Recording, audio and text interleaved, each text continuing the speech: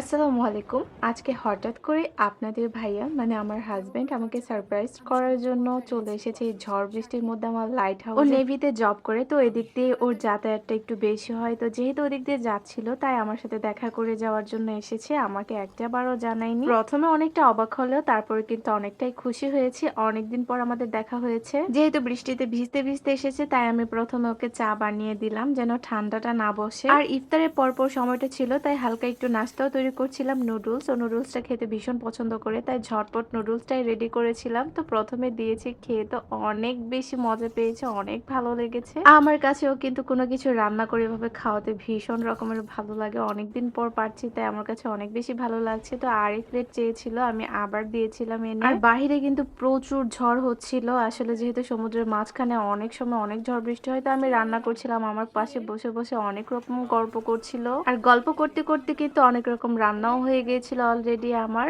ওইদিকে আমার সহচরী খাবার রেডি করে আমাদের জন্য অপেক্ষা করছিল, মানে বাদাম ভাজা আর চাল ভাজা রেডি করেছিল। যাই হোক, আমার এই পুরো ভিডিওটা কিন্তু কেউ আবার সিরিয়াস নেবেন না, পুরোটাই এআই দিয়ে এডিট করা। আমার কাছে ভীষণ হাসি পাচ্ছে এডিট করে।